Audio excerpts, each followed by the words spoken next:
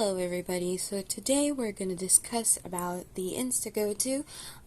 I've been using this for a couple of months now. I'm just going to tell you what's inside the box, what to expect, and some sample footages as well if we're able to. So, this is the Insta360 Go-To camera. It comes with a pivot stand, the easy clip, which you can put on your cap, and it'll serve as a head mount.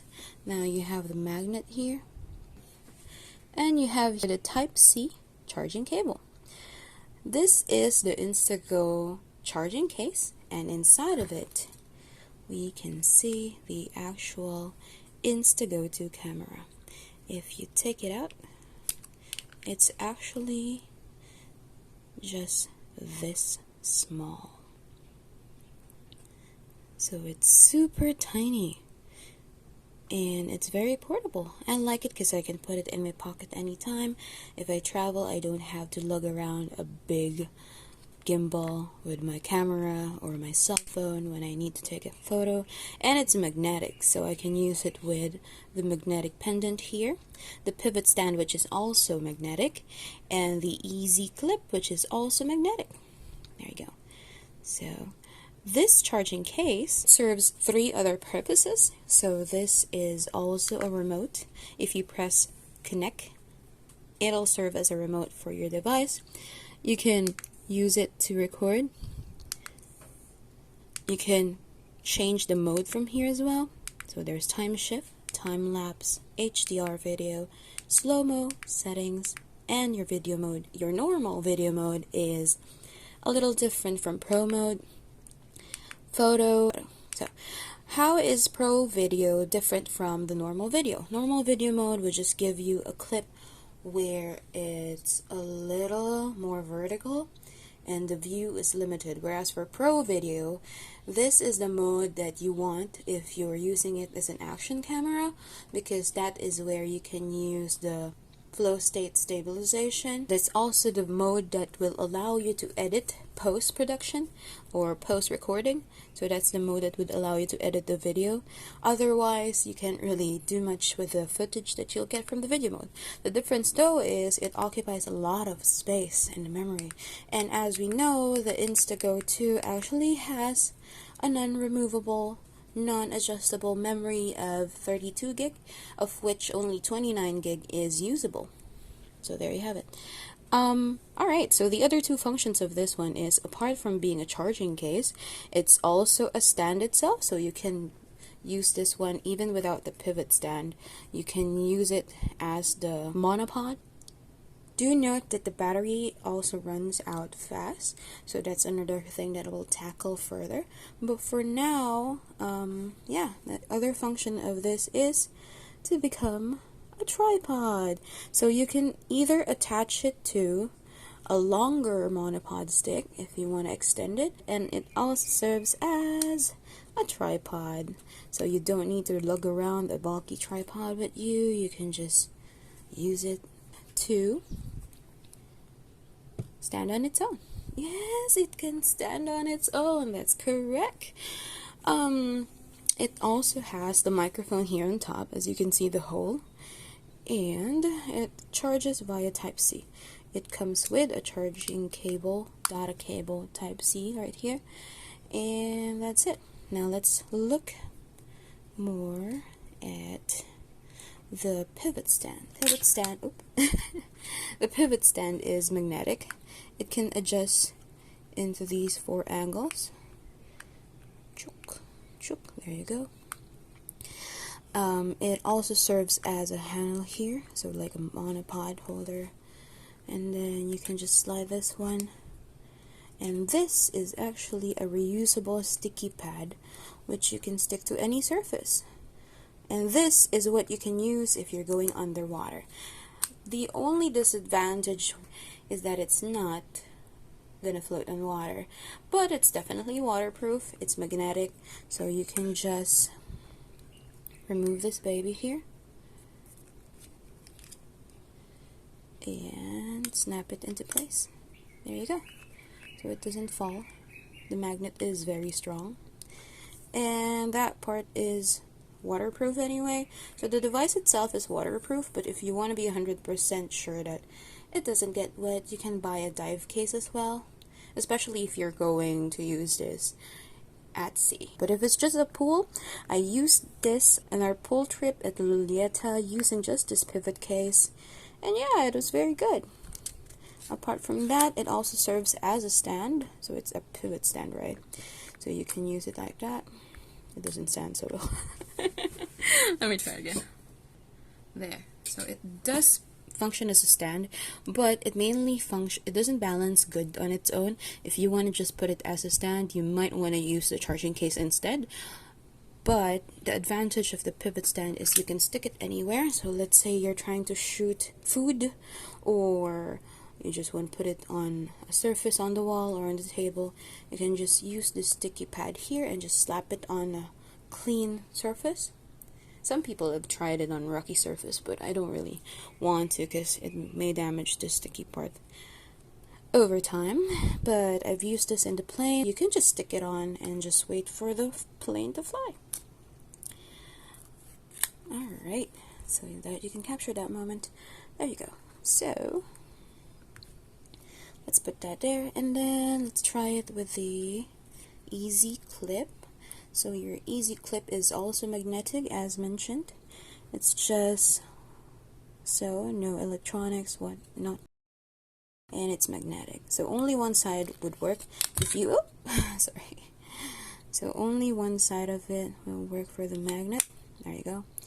You can't put it the other way around. It won't work. There. So it's going to contradict the magnet. So definitely this side. I use this when I'm biking around. I just clip it on my cap to serve as a head mount. I find it a really good option for my bike because it can view the surrounding better than a chest mount, because my chest mount, I have a problem with that one. Anyway, I'll discuss that further in another video, but for now, the Easy Clip is the best for a head mount function. You just need to wear a cap which protects your face from the sunlight, and it also serves as a full view of what you normally see. So it's the closest camera view you can get for what you actually see when you're traveling, when you're biking, when you're hiking, when you're climbing things. This is the perfect companion. Just make sure not to slide it out of your cap when you're using it. I did use it during our hike at Misungiji Reserve, and it has been phenomenal for me. It didn't need to put a chest mount. For guys, you can wear chest mounts. It's very stable for guys, as based on my experience. The footages are much better as well, but for me, this one works, and it's easier to remove it anytime I don't want to use it. Just dislodge it from there and put it back in the charging case. There you go. And last but not the least, our magnetic pendant. So magnetic pendant is good to function as a chest mount, a non-hassle chest mount. You just need to angle it correctly and you can magnet it directly, but it's recommended that you use this with your shirt in between the two. So you put this under your shirt and then you put the camera, so the view would actually look like this. Let me show you on another video. If you mount it this way, it would look like this in public. They would barely see a camera there. Some people notice it, some people don't. They think of it as a dash cam for when you're biking as well. You can use that. Or when you're just walking around, you don't want to hold your camera when you're traveling. You just want to enjoy the scenery. I found that 100% useful for me because I had a traumatizing event with using a gimbal during my Hong Kong trip, so this is perfect. It's lightweight. You just snap it on your chest and go walk around and do your thing. Both your hands would be available as well when you're traveling, so it's perfect. It's non-hassle and it captures what it needs to capture. So that's what I love about the chest mount and the head mount as well. There we go. This one, let's discuss this further, is actually adjustable, so you can make it longer especially if you're a tall person. So you have more area there. It goes this long. I'll tell you the size in a bit. There you go. But for me, I just keep it tied up because it doesn't really reach where it should. So what I do, the hack that I do is I just put it in this position, and then I use a safety pin, and then I just snap it to my clothing so that I can put it at the right angle. It doesn't exactly reach the right angle that I want when I use the whole length of it, so it's easier for me to adjust it. Hopefully they make a longer length of this option or something else that I can come up with, but for now that's how I use it. You can say that, hey, you can just magnet this to your clothing. Yes, but it's not that safe because sometimes you don't actually notice the camera and then it falls off and then you don't really notice that the camera is gone, so that's not good. It's better if you still have it attached to you so that you can make sure that it's attached to your body, and then also be mindful of your camera because sometimes it may fall out. You're changing bags or whatnot. Yeah, that happens.